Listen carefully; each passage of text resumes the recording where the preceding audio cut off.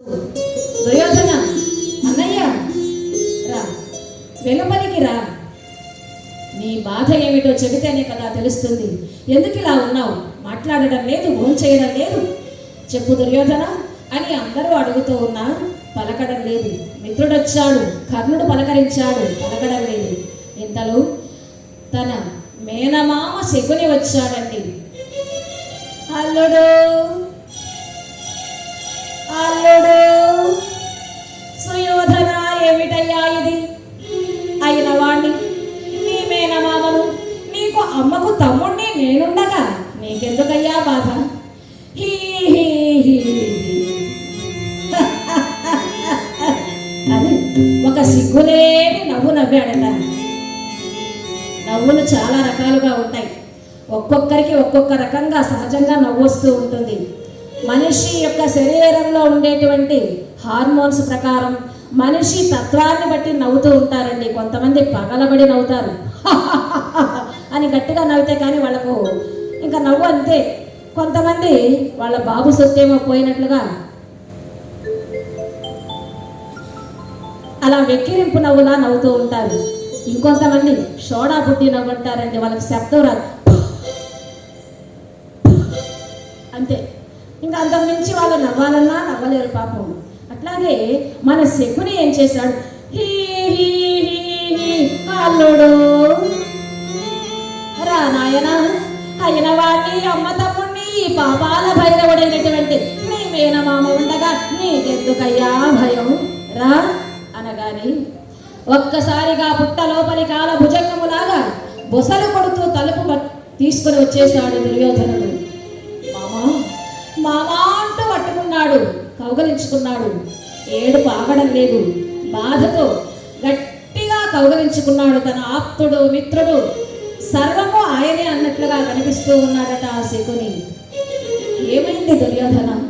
నీ బాధ ఏమిటో చెప్పు. చెబితేనే కదా తగ్గుతుంది. పరిష్కారం ఏమైనా ఉంటే ఆలోచించవచ్చు. ఎవరైనా కష్టం కలిగించారా? ఆ పాండవులు ఏమైనా అవమానం చేశారా? ఏం జరిగిందో చెప్పు అన్నాడు. మామా మామా ఏమని చెప్పమంటావు మామా? నాకు జరిగినటువంటి అవమానం గురించి ఏమని చెప్పమంటావు మామా?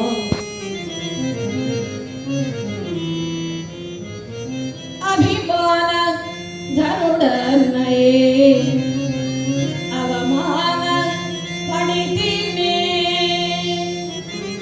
నేను మామా అభిమాన ధనుడైనటువంటి వాడు. అభిమాన ధనుడన్నయే అవమాన పడితే అభిమాన ధనుడన్నయే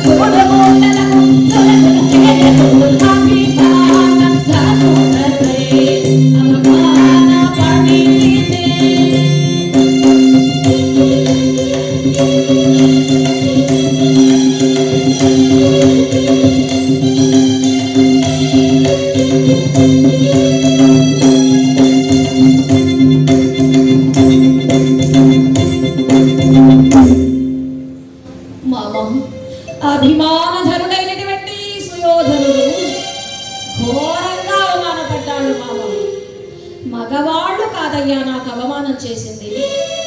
ఒక్క ఆడది, ఒక్క స్త్రీ 5 మందిని కట్టుకొని కాపురము చేస్తూ ఉన్నటువంటి ఆ పాంచాలి నన్ను చూసి అవమానం చేసింది. పగలబడి నవ్వింది మామ. ఈ అవమానాన్ని సహించలేకపోతూ ఉన్నాను. చావే నయమనిపిస్తోంది. మామా ఏమని చెప్పమంటావు మామా అని మళ్ళీ పట్టుకున్నాడు గట్టిగా. బాధలో ఉన్నాడు కదా, కాస్త ఓదార్చి తల నిమురుతూ అంటూ ఉన్నాడు. దుర్యోధన, ఆవేశపడకు, బాధపడకు. ఈ అవమాన భారం నీకు తగ్గాలి అంటే ఇంత ఆవేశం పనికిరాదు. శాంతించు. పాండవులను ఎలాగైనా కూడా అవమానం చేస్తే నీ యొక్క పరాభవాన్ని చల్లారుతుంది. ఇలా మౌనంగా ఉంటే, బాధపడుతూ ఉంటే ఇంకా ఎక్కువ అవుతుందే కానీ తగ్గదు కదా. ప్రతీకారం తీర్చుకోవాలి. అప్పుడు అప్పుడు అప్పుడు కదా నీకు ఈ బాధ తగ్గుతుంది. అవును మామ, అవును మామ, నీవు చెప్పినదే నిజము. నీవు చెప్పినట్లుగానే పాండవులను అవమానం చేస్తాను మామ అన్నాడు. ఎలాంటి అవమానం? నన్నుగాంచి పరిహసించిన బంధకే రక్షకి పరాభరించుదనుగా ఊరూర తిరుగాడు వైరాగులను చేసి పంచ పాండవుల వారించుదనుగా పూజనీయ చతుసముద్ర వేళాబలైన రాజ్యలక్ష్మి గ్రహించుదనుగా పాండవుల దొడ్డ కొండైన గోపాలుని దుర్గంగా మడచుదనుగా ప్రాలికముగా చల్లారది పరిభవాగ్ని రతికి గాంధారి ఆల్పునకు సాధకము గలదే.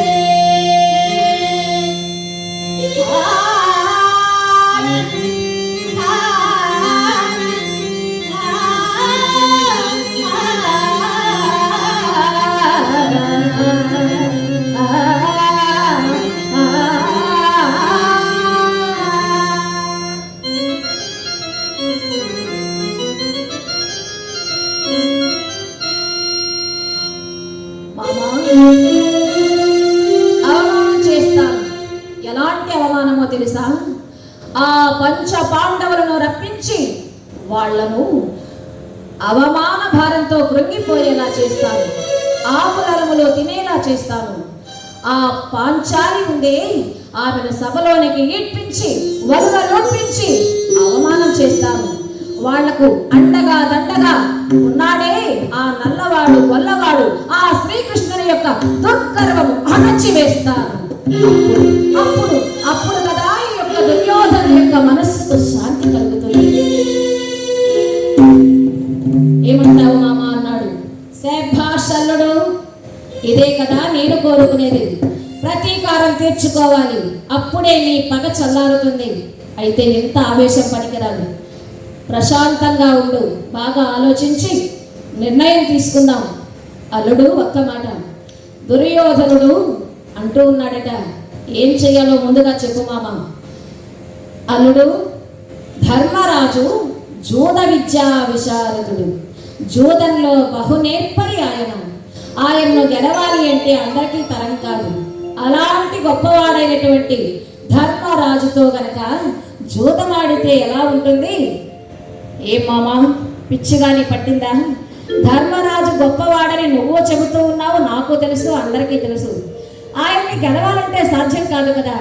సాధ్యమవుతుంది, నాకు చేతనవుతుంది. నా దగ్గర అద్భుతమైనటువంటి జూద విద్యా విశారద ఉంది. మంచి పాచికలు ఉన్నాయి. నేను ఏమనుకుంటే అదే పడతాయి. కాబట్టి నేను గెలుస్తాను అన్నాడు. నిజంగానా? ఏది పందెం కోరుకో, వేసి చూపిస్తాను, నిరూపిస్తానన్నాడు. సరే మామ, తీ పాచికలు అనగానే వెంటనే భద్రంగా దాచుకొని ఉన్నాడట. తీశాడు పాచికలు శకుని. ఎప్పటి నుంచో ఉంచుకొని ఉన్నాడని అవకాశం కోసం అతని కోసం చూస్తూ ఉన్నాడు. బావమరుదులు బ్రతుకు కోరుతారు, దాయాదులు చావు కోరుతారు అంటారు.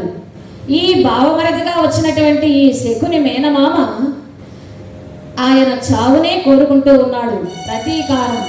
ఎందుకంటే పాండవులు కౌరవులు చిన్నవాళ్లుగా ఉన్నటువంటి సమయంలో దుర్యోధనుడు చాలా జ్ఞాని, వేదాలు సంస్కృతాన్ని కూడా చదువుకున్నటువంటి వాడు, తెలివైనటువంటి వాడు గనక దుర్యోధనుడు అన్నాడట ఒకరోజు భీమసేనుడు ఆడుతూ ఉంటే, ఏ కుండుడు భీమసేన అన్నాడు.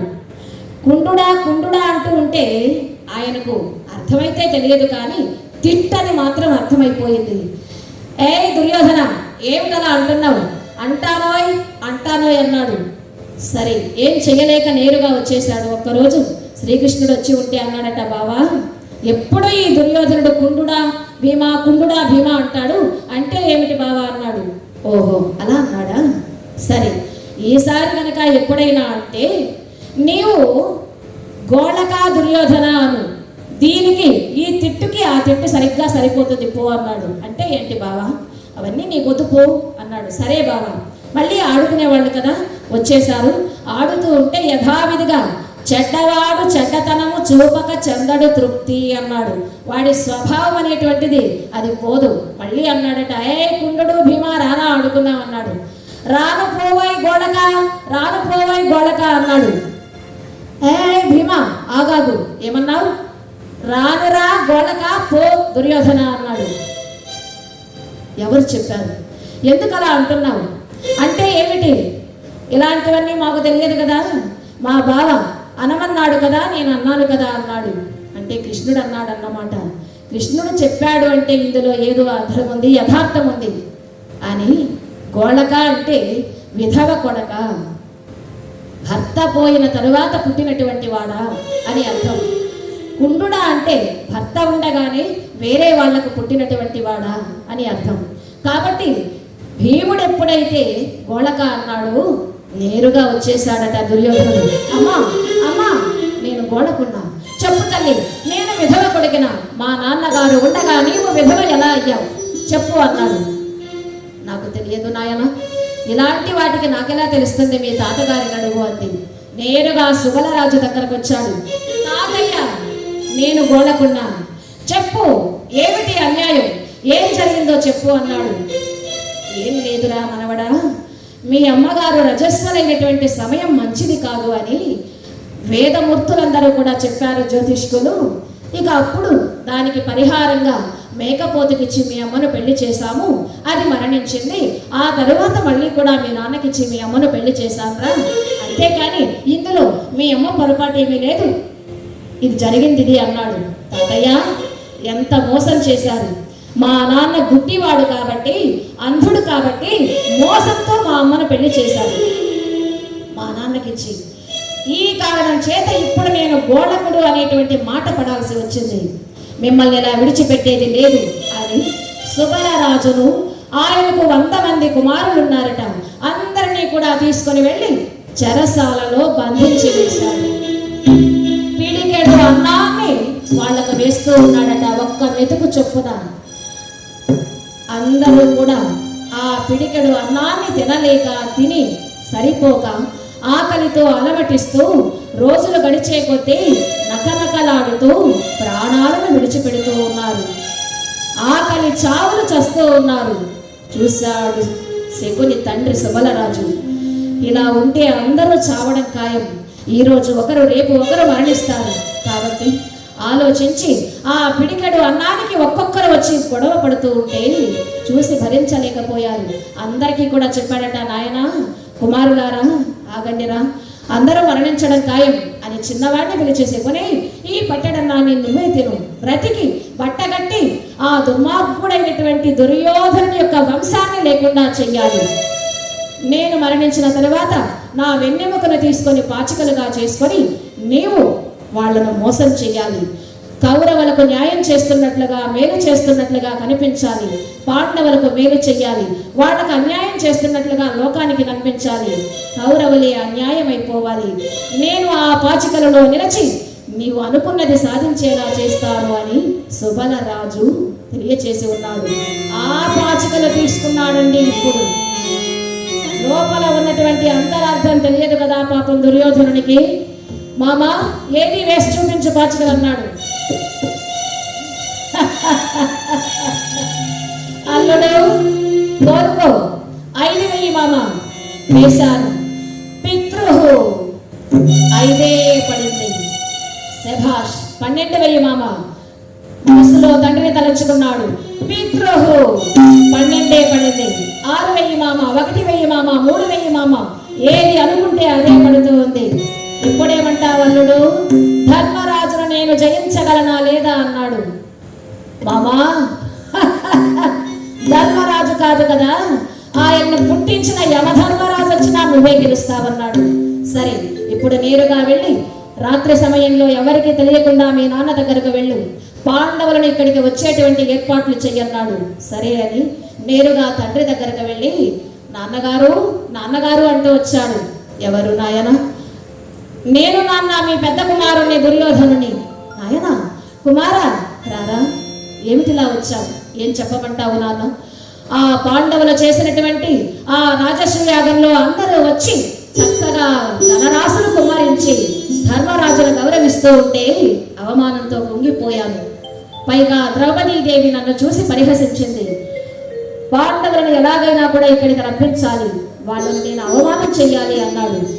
ఆ సమయంలో జూదమాడేటువంటి పని కూడా ఉందని ధర్మరాజుకు నువ్వు చెప్పాలి అన్నాడట. చెప్పి చూశాడు, మంచిగా ప్రయోజనం లేకపోయింది.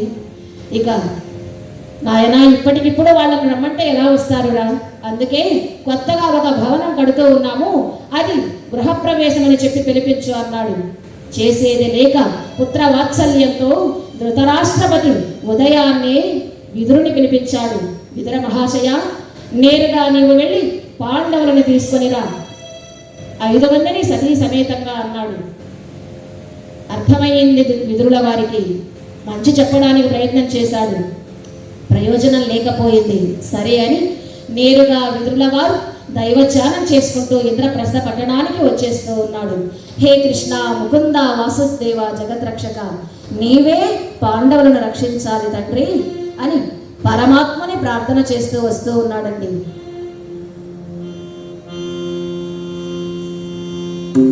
వేదాంత వీధుల్లో విహరించు గిరిధారి, ఎదిరని మురళి